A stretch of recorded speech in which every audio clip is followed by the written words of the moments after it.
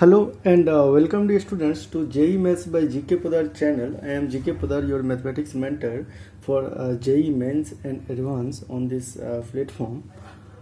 जैसा कि आपको पता है कि इस चैनल के YouTube चैनल के माध्यम से जो बच्चे जेई का प्रिपरेशन कर रहे हैं उनके लिए मैथ्स के सेगमेंट को यहाँ पे डिस्कस किया जा रहा है और वो भी बिल्कुल बेसिक से और सीक्वेंस में डिस्कस किया जा रहा है। तो जो बच्चे अभी अभी 10th करके और जेई के प्रिपरेशन का सोच रहे थे उनके लिए ये लेक्चर काफ़ी बेनिफिशियल होने वाला है।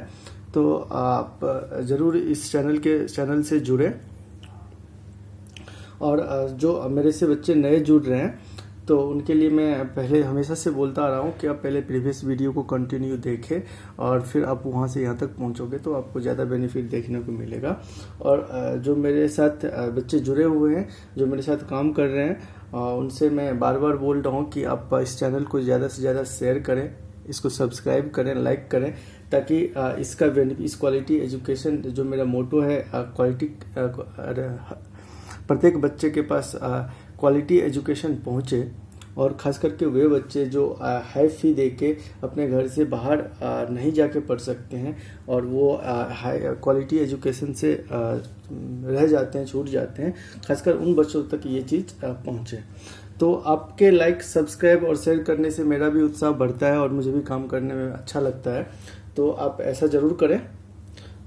तो चलिए आज का जो लेक्चर हम स्टार्ट करने जा रहे हैं वो जो प्रीवियस लेक्चर था उसी को आगे फर्दर प्रोसीड करते हैं और देखते हैं कि लॉग के अंदर हम और क्या क्या कर सकते हैं। तो मैं प्रॉपर्टी लॉग में बेसिकली लॉग का जो बेसिक डेफिनेशन होता है वो हमने देख लिया था, पहला चीज़। दूसरा चीज़ हमने देख लिया था कि लॉग की प्रॉपर्टी क्या क्या होती है। और तीसरा चीज़ मैंने कल कुछ क्वेश्चन के माध्यम से देखा कि लॉग के प्रॉपर्टी को हम कैसे अप्लाई करते हैं क्वेश्चन के अंदर। ठीक है, इतना चीज़ हमने देख लिया था।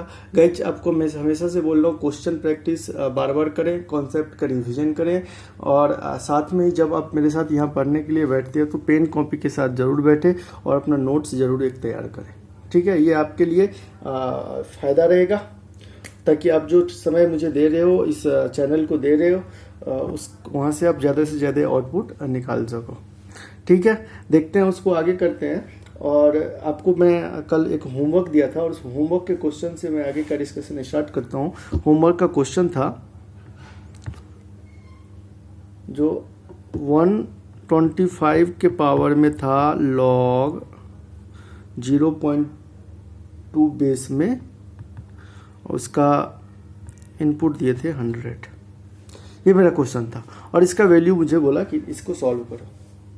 मैं ऑप्शन भी आपको दिया था। और गाइज जो आपको होमवर्क मिलता है उसको आप पक्के से सॉल्व किया करें घर पे और जो आंसर आता है उस कमेंट सेक्शन में मुझे ज़रूर कमेंट करें ताकि मुझे भी लगेगा कि आप लोग काम कर रहे हो या नहीं कर रहे हो। तो ये चीज़ थोड़ा सा करना है, आपको फॉलो करना है इस चीज़ को। ठीक है, इसका सॉल्यूशन देखते हैं। जिस बच्चे को आ गया वो तो अच्छी बात है, जिनको नहीं आया यहाँ पे देखें और समझें इन चीज़ को। देखिए गाइज, एक प्रॉपर्टी हमने पढ़ा था कि कोई नंबर है a, ठीक, और उस a के पावर में कोई लॉग है और उस लॉग का भी बेस है a। और यदि इस टाइप का सिचुएशन मिलता है ना, तो मैं यदि इस लॉग को कोई भी इनपुट देता हूँ, जैसे x इनपुट दिया तो मुझे आंसर भी x ही दे देता है। मतलब जितना इनपुट दिया उतना ही आउटपुट दे देता है। ये चीज़ तो हमने प्रॉपर्टी पढ़ा हूँ। सेम प्रॉपर्टी का हम यहाँ पे यूज करेंगे और देखेंगे कि ये कैसे हो रहा है। तो देखिए गाइस, एक चीज़ मुझे ये दिख रहा है कि आप बोलोगे कि सर यहाँ पे तो 125 दिख रहा है लेकिन यहाँ पे तो 0.2 है, ये तो ये मैच ही नहीं किया। तो पहले हम इसको क्रिएट करते हैं। ऐसा हम कर सकते हैं क्योंकि आपको दिखने से लग रहा है कि ऐसा हम कर सकते हैं। क्यों कर सकते हैं? क्योंकि गाइस इस 125 को हम 5 का क्यूब तो लिख सकते हैं। ठीक, ये 125 को लिख दिया। अब इसका पावर क्या था? लॉग। अच्छा, 0.2 को हम क्या लिख सकते हैं? 1/5 तो लिख सकते हैं। और उसका पावर क्या था? और सॉरी, उसको इनपुट क्या मिला था? 100। इसी का वैल्यू निकालना था मुझे। ठीक, चलिए अब देखिए, इस 5 के नंबर में कुछ है, इसके 5 के पावर में कुछ है और इसके पावर में भी कुछ है। मतलब बेस में 5 है, उसके पावर में 3 है और उसके भी पावर में कुछ है। मतलब x to the power m और उसका पावर n। तो हम क्या करते हैं? x के पावर m इंटू n। तो पहले तो हम ये अप्लाई करते हैं। तो यहाँ पे क्या मिलेगा? 5 का पावर 3 इंटू लॉग 1/5, इनपुट में 100, इतना मिला। चलिए अब आगे देखते हैं। देखिए अब जो है इसको मैं क्या कर सकता हूँ, ये देखिए बेस है, इस बेस 1/5 को मैं हमेशा फोकस करना है कि मुझे यहाँ 5 मिला है तो यहाँ भी 5 करना है। तो इसको 5 करने के लिए मुझे क्या करना पड़ेगा, मुझे 5 को ऊपर ले जाना पड़ेगा। तो ये तो मैं ले जा सकता हूँ, क्यों ले जा सकता हूँ, क्योंकि 5 का पावर 3 log इस 1/5 को 5 का पावर -1 लिख सकता हूँ, और यहाँ पे इनपुट दे दिया 100। ठीक, चलिए अब देखिए, अब बेस के पावर में कुछ आ गया, तो बेस के पावर में गैज कुछ आ जाता है, तुरंत मैं प्रॉपर्टी को अप्लाई करूंगा। बेस के इनपुट के पावर में कुछ चला जाता है तो वो लॉग के साथ मल्टीप्लाई में चला जाता है, नोमिनेटर में। लेकिन जब बेस के पावर में कुछ चला जाता है तो हम क्या करते हैं, वो भी लॉग के साथ मल्टीप्लाई में चला जाता है, लेकिन वो डिनोमिनेटर में चला जाता है। बात समझ रहे हैं? तो इसको यदि मैं फर्दर सॉल्व करूं तो ये क्या मिलेगा, इस 1 को मैं इधर खींच लूं तो 3/-1, 1 नीचे आ गया, log 5 का पावर 100, सॉरी 5 बेस के साथ 100। ठीक, चलिए अब इसको सॉल्व करेंगे तो 5 के पावर ये -3 हो जाएगा, इसमें तो कोई चेंज होगा नहीं। 5 का पावर -3 log 5 का बेस 5 के साथ में 100। ठीक, अब मैं यदि किसी लॉग के प्रॉपर्टी से, यदि मैं यहाँ से मान लीजिए ये -3 है, यहाँ पे लॉग के साथ मल्टीप्लाई में, इसको मैं खींच के यहाँ पे भी तो ले जा सकता हूँ, क्योंकि मैं हमेशा आपको बोला हूँ कि लॉग एक रिवर्सिबल प्रोसेस है, मैं दोनों साइड काम कर सकता हूँ। मुझे जहाँ पे जिस टाइप की नीड होगी उस टाइप से मैं अपना अप्रोच करूँगा। तो मैं क्या कर रहा हूँ कि इस चीज़ को यहाँ पे भेज रहा हूँ। मैं ऐसा क्यों भेज रहा हूँ, क्योंकि मुझे इस प्रॉपर्टी पे ले जाना है टर्म को। तो जब मैं इस 3 को यहाँ पे भेज दूंगा तो इस प्रॉपर्टी पे जाते हुए मुझे मिल जाएगा। देखिए करते हैं, देखिए 5 का पावर log 5 100 की पावर -3, ऐसा कर दिया। बिल्कुल कर सकते हैं, कोई दिक्कत नहीं। जब ऐसा कर दिया, अब तो मुझे ये प्रॉपर्टी दिख गया। अब जो है मुझे ये प्रॉपर्टी दिख गया, तो मैं क्या करूंगा, मैं तो बोलूंगा कि भाई इसका जो आंसर देगा वो तो 100 के पावर -3 ही होगा। यही आंसर होगा ना, 100 के पावर -3। ठीक, अच्छा इसको थोड़ा सा और सॉल्व करते हैं, क्योंकि सेम एक कोई नंबर है 5 और उसके पावर में कोई लॉग है, और लॉग का जो बेस है वो भी वही नंबर है। तो ऐसा कंडीशन रहने पे लॉग को जो इनपुट मिलता है वही मुझे आंसर दे देता है आउटपुट में। वही मुझे आंसर क्या दिया, 100 के पावर -3, क्योंकि वही इसका इनपुट था। बस समझ रहे हैं? तो इसके पावर में -3 चला गया, इसका मतलब इसको थोड़ा सा और सॉल्व करें, मतलब 10 की पावर 2 हो जाएगा, और उसका पावर -3 मतलब 10 की पावर -6 मेरा आंसर हो जाएगा। तो आपका ऑप्शन नंबर 1 करेक्ट हो जाता। ठीक है गाइज, चलिए इसके आगे क्वेश्चन देखते हैं।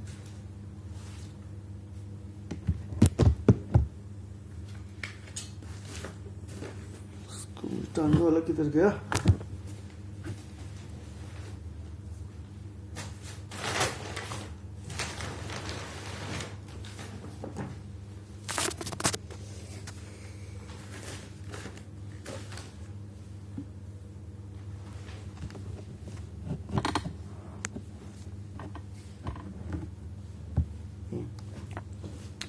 ठीक है, इसके आगे देखते हैं कि आगे हम क्या क्या कर सकते हैं।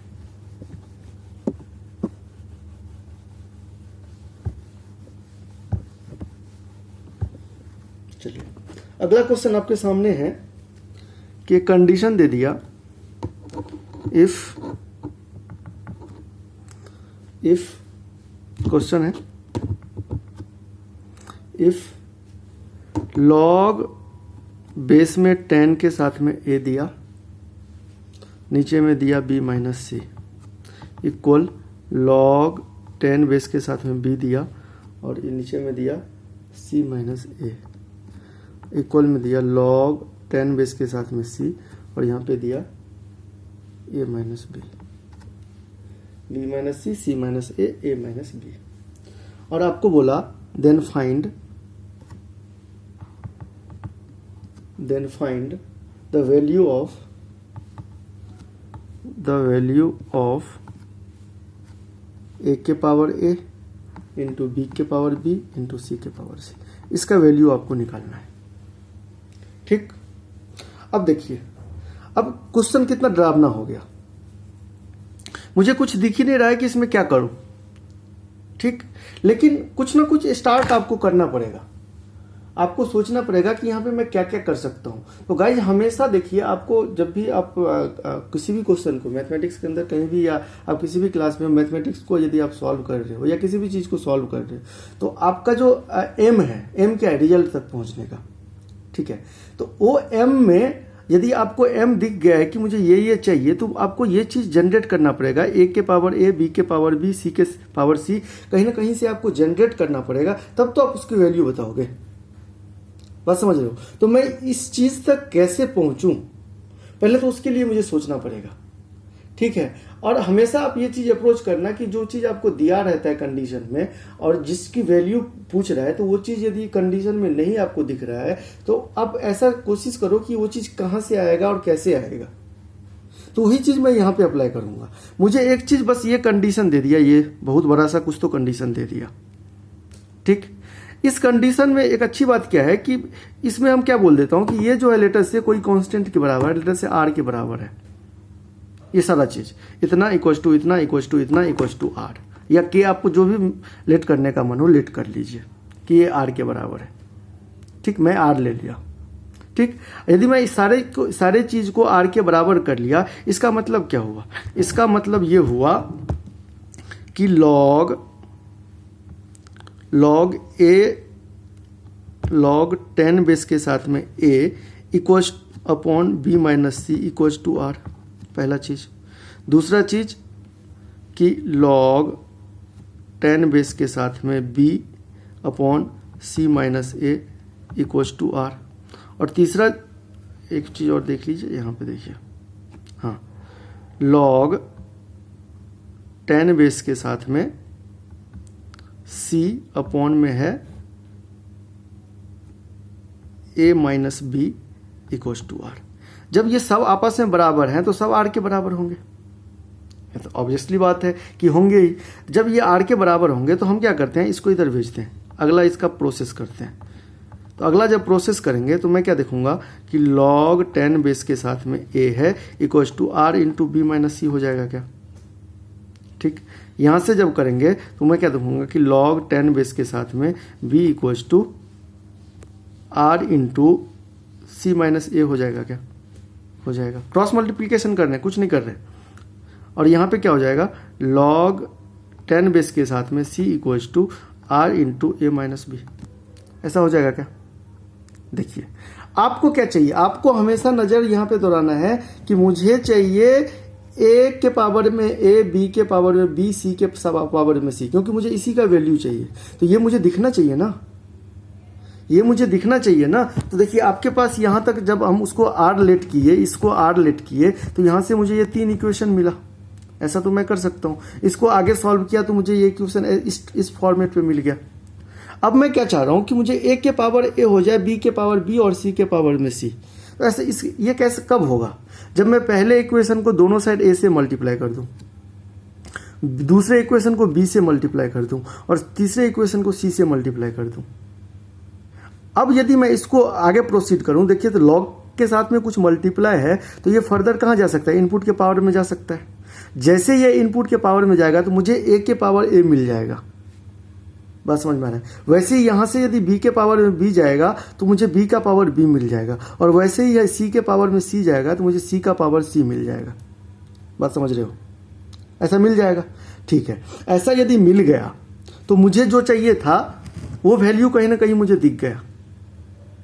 बात समझ रहे हैं? वो वैल्यू दिख गया तो मैं एक काम करता हूं कि अब ये 3 इक्वेशन मिल गया, तो मैं इस a को मल्टीप्लाई करने के बाद मैं सेकेंड स्टेप यहीं पे कर देता हूं। आप यहाँ पे नहीं करोगे, आप जो है सो कॉपी में इस स्टेप को लिखोगे, फिर अगला स्टेप को लिखोगे। अगला स्टेप क्या होगा, मैं यहाँ पे थोड़ा सा टाइम बचाने के लिए, इतना कौन लिखेगा, इस a को यहीं भेज देता हूँ, इस b को यहीं भेज देता हूँ, और इस c को यहीं भेज देता हूँ। भेज सकता हूँ क्या?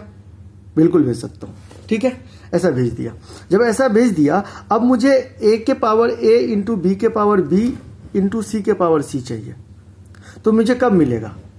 इस तीनों इक्वेशन को मल्टीप्लाई कर दूं तब मिलेगा क्या? नहीं भाई, क्यों मल्टीप्लाई करूं? मैं तो प्रॉपर्टी नंबर 3 पढ़ा हूं। क्या पढ़ा हूं? जब बेस सेम रहता है और यदि मैं उसको ऐड करता हूं तो वो पावर जो होता है, जो भी उसका इनपुट होता है, मल्टीप्लाई में चला जाता है। ये तो मैं पढ़ा हूं। तो जैसे ही मैं इसको ऐड करूंगा तो मुझे क्या मिलेगा? log 10 बेस के साथ में a के पावर a इंटू बी के पावर b इंटू सी के पावर c, ऐसा मिलेगा क्या? बिल्कुल मिलेगा। ठीक, आप देखिए मिले। जब इस तीनों को ऐड करेंगे तो इसका बेस तो सबका सेम है, इसका भी बेस 10 है, इसका भी है, इसका भी है, और इनपुट मल्टीप्लाई हो जाएगा। मतलब ये मल्टीप्लाई ये मल्टीप्लाई ये, तो वही चीज़ तो मैं लिखा हूँ। बात समझ में आ रहा है? अच्छा, इसको यदि मैं ऐड करूँ, इसको यदि ऐड करूँ तो पहले तो आर सब में दिख रहा है, आर तो कॉमन निकाल लीजिए। अब ए के साथ इसको मल्टीप्लाई कर दीजिए तो ये क्या आ जाएगा? ए बी माइनस ए सी। अच्छा, प्लस कर रहे हैं ना, तो प्लस यहाँ पे क्या आ जाएगा? बी सी माइनस ए बी। बी सी यहाँ पर नहीं दिख रहा है आपको, यहाँ देखिए, बी सी माइनस ए बी। अच्छा, यहाँ से क्या मिलेगा? प्लस कर रहे हैं तो A B minus B C, ऐसा मिलेगा क्या? अब देखिए यहाँ पे कुछ कैलकुलेशन हो रहा है क्या? ए बी से ये गया, ए सी से बी सी से ये गया, यहाँ पे ए सी मिलेगा क्या? ए बी से ए बी गया, ये ए बी कहाँ से आ गया? ये सी था ना, तो ए सी मिलेगा ना, सॉरी, यहाँ से ए सी। अच्छा, ए सी से ए सी गया, मतलब ये टर्म जीरो मिल गया। अब इस टर्म को जीरो से आर को मल्टीप्लाई करेंगे, जीरो। इसका मतलब मुझे क्या पता चला कि L H S equals to zero.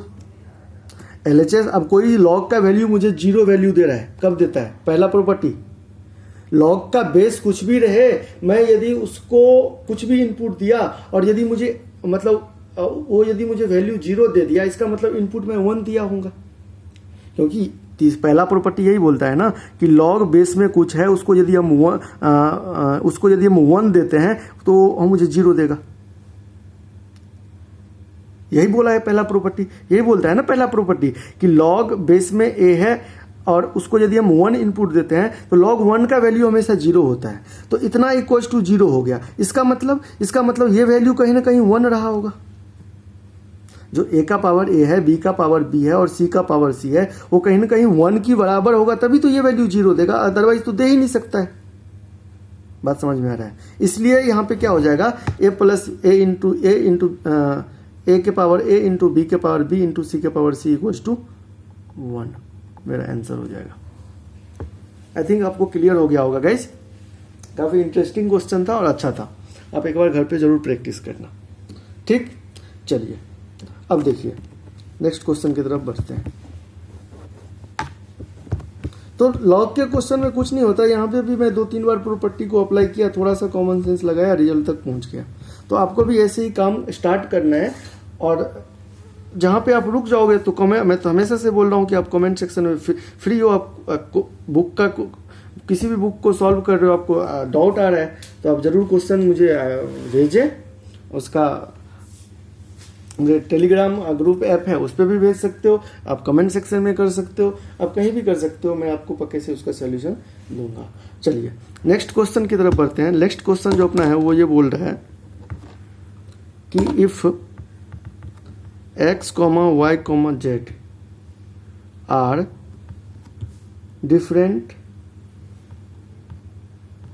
are different and log x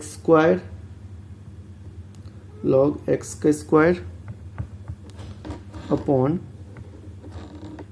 log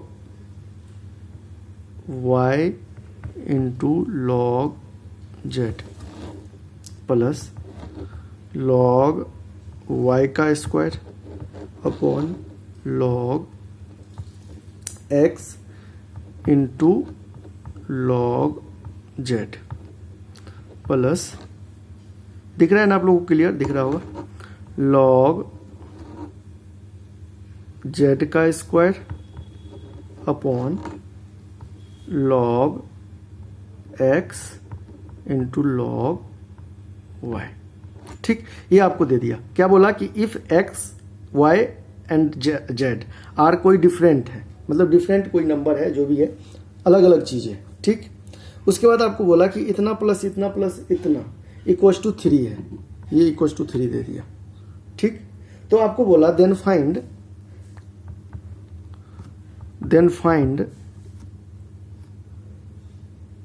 x into Y into Z, इसकी वैल्यू निकालना है। ठीक, तो आप क्या सोचोगे, आप ये सोचोगे कि मैं किसी भी तरीका से x y z की वैल्यू निकालूं, आपस में मल्टीप्लाई कर दूंगा तो आंसर आ जाएगा। लेकिन आप x y z की वैल्यू निकालोगे कैसे? लॉग कोई इंडिविजुअल तो है नहीं, ये तो कंबाइंड है, तो कहीं ना कहीं प्रॉपर्टी अप्लाई होगा। बात समझ रहा है? लेकिन ये तो बड़ा डरावना इक्वेशन है, मैं इसमें क्या करूं? तो आपको कुछ नहीं करना है इसमें तो एक लाइन का आंसर। देखिए इसमें क्या कर सकता हूं, हम हमेशा सिमिलरिटी देखते हैं कि क्या सिमिलरिटी बैठ रहा है।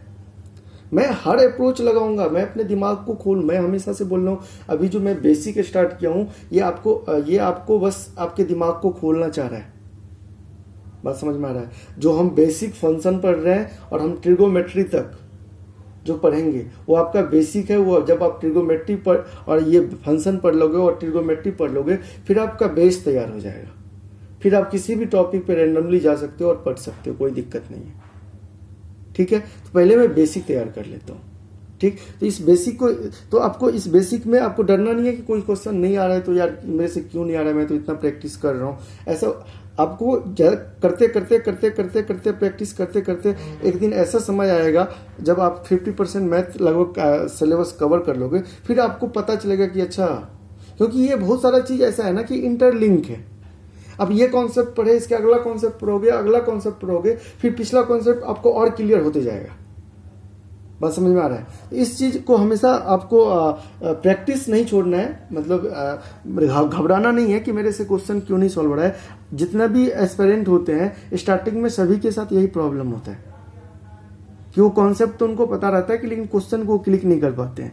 तो ऐसा कोई बात नहीं है, विथ प्रैक्टिस आपका भी ठीक हो जाएगा। ठीक है, चलिए इसको थोड़ा सा देखते हैं। इसमें हम क्या कर सकते हैं, इसमें सिमिलरिटी क्या दिख रहा है कि यहाँ पे वाई जेड है, यहाँ पे एक्स जेड है, यहाँ पे एक्स वाई है।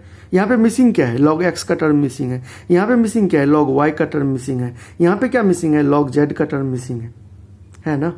तो सबसे पहले तो जो मिसिंग है उसको थोड़ा सा सिमिलरिटी करने का कोशिश करते हैं। तो मैं क्या करता हूँ, यहाँ पे लॉग एक्स से मल्टीप्लाई कर देता हूँ ऊपर नीचे। तो जैसे ही मैं ऊपर नीचे लॉग एक्स से मल्टीप्लाई करूँगा तो मुझे क्या मिलेगा, मुझे मिलेगा लॉग एक्स का होल क्यूब। एक्स से मल्टीप्लाई किया तो पावर 1 बढ़ जाएगा। ठीक, चलिए नीचे में क्या मिल गया, नीचे मिल गया log X into log Y into log Z plus यहाँ पे लॉग वाई से मल्टीप्लाई कर देता हूँ इस वाले पार्ट को ऊपर नीचे। तो जब इसको करूँगा लॉग वाई से तो लॉग वाई का cube upon log X into log Y into log Z, ऐसे मिल गया। चलिए वैसे ही हम तीसरे वाले को क्या करते हैं, लॉग जेड से, जेड मिसिंग है, जेड से मल्टीप्लाई कर देते हैं। तो लॉग जेड का क्यूब अपॉन में log X into log Y into log Z. अब देखिए सबका डिनोमिनेटर सेम हो गया, सबका डिनोमिनेटर सेम हो गया। अब तो मैं एल इक्वल्स टू 3 है। ठीक, RHS में भी है इक्वल्स टू 3, आपको नहीं दिख रहा है क्या, यहाँ पे देखिए इक्वल्स टू 3 है। ठीक, अब देखिए अब तो मेरा डिनोमिनेटर सेम हो गया।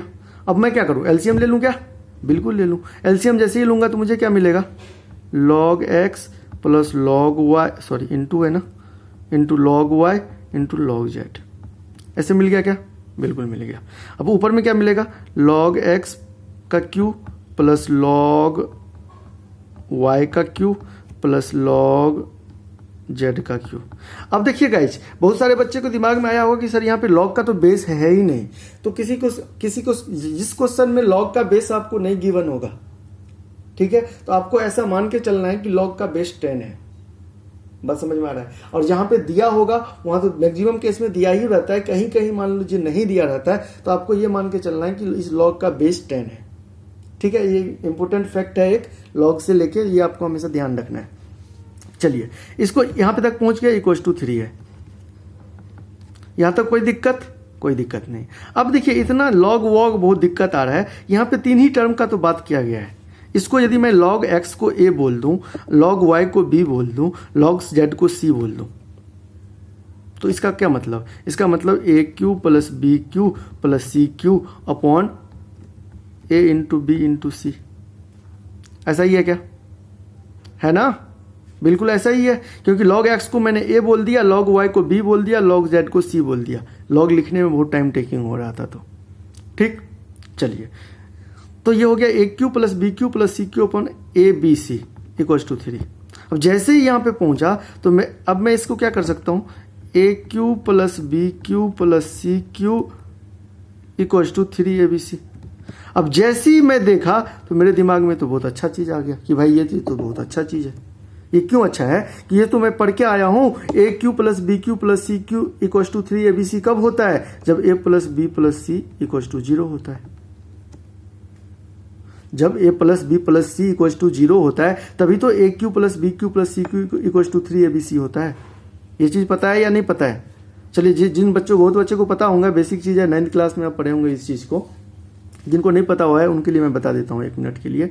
आपके पास कंडीशन ऐसा है कि आपके लिए एक फॉर्मूला होगा, यहाँ पे देखिए कि a cube plus b cube plus c cube minus 3 a b c equals to, क्या पढ़े हो, a plus b plus c into a square plus b square plus c square minus A B minus B C minus c a, ये पढ़े हो ना। तो देखो, ये चीज़ तो कभी 0 नहीं हो सकता है।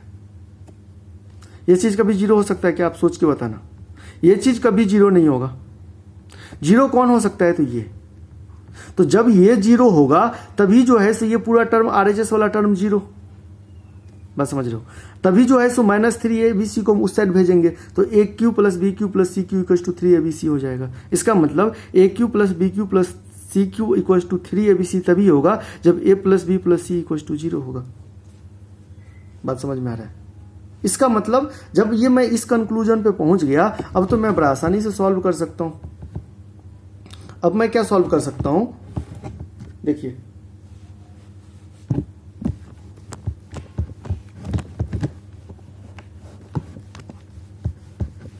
मैं कंक्लूजन पे, मेरा एक क्या था, 1 मिनट के लिए यहां पे मार्क कर लेता हूं। मेरा एक क्या था, मेरा ए था log x, मेरा बी था log y और मेरा सी था log z।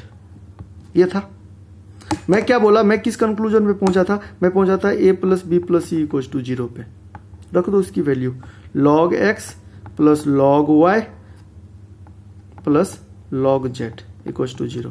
अब देखिए, बेस मैं बोला कि log का बेस नहीं दिया रहता है तो आप 10 मान के चलो, तो इसका भी 10 मान लो, इसका भी 10 मान लो, इसका भी 10 मान लो, तो 10 मान के चलो तो बेस सेम हो गया और ऐड हो रहा है। इसका मतलब log x into Y into Z. और आपको किसकी वैल्यू चाहिए थी, आपको x into Y into Z की वैल्यू चाहिए थी ना, और इतना इक्वल्स टू 0 है। इसका मतलब ये log समथिंग इक्वल्स टू 0 कब होगा, मतलब इसकी वैल्यू 1 हो जाए। log 1 की वैल्यू तो 0 होता है, तो जब log 1 की वैल्यू 0 होता है इसका मतलब x y z की वैल्यू क्या होना चाहिए, 1 होना चाहिए। यही मेरा आंसर हो जाता। ठीक है गाइज, आई थिंक इस चीज को आप समझ रहे होंगे। ठीक है, इसके अगला एक क्वेश्चन देखते हैं।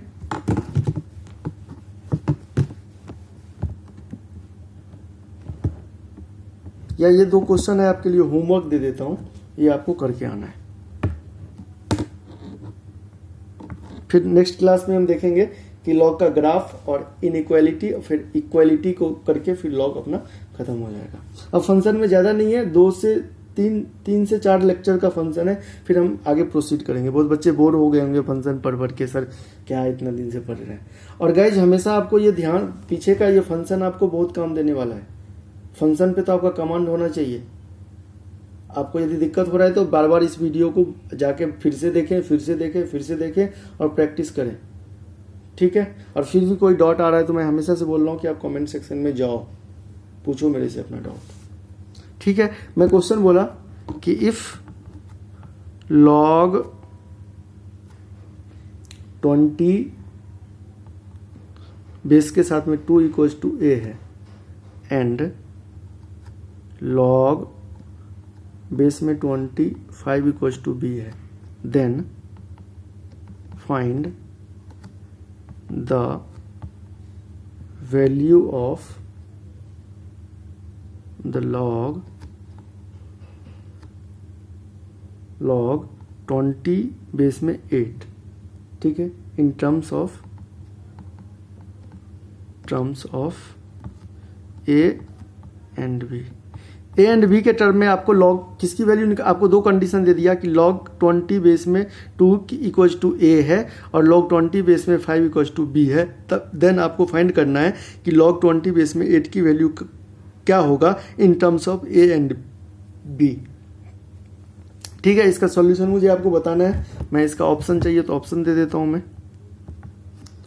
3 इंटू 1 माइनस ए माइनस बी पहला ऑप्शन है। बी ऑप्शन है 3 इंटू 1 प्लस ए प्लस बी, और तीसरा ऑप्शन है 3 इंटू ए प्लस बी माइनस 1, और डी ऑप्शन है इसका नन। ठीक, तीसरा ऑप्शन है नन। चलिए, ये क्वेश्चन देख लिए, ये क्वेश्चन नोट डाउन कर लें। चलिए नेक्स्ट क्वेश्चन, आपको एक और क्वेश्चन दे देते हैं।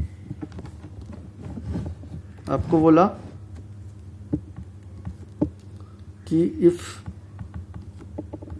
log 12 बेस में 16 इनपुट दिए इक्वल्स टू ए है, then find the value of log 6 base में 27 इन टर्म्स ऑफ ए के टर्म्स में आपको आंसर बताना है। ठीक है, आपको इतना करके आ जाना है, 2 क्वेश्चन घर से, और यदि आंसर आ जाए तो कमेंट सेक्शन में जरूर मुझे बताएं। और ये 2 क्वेश्चन को जरूर से ट्राई कीजिएगा गाइस, ताकि आपको ये पता लगेगा कि आपने पीछे जो किया है वो चीज़ आपको क्लियर है या नहीं है।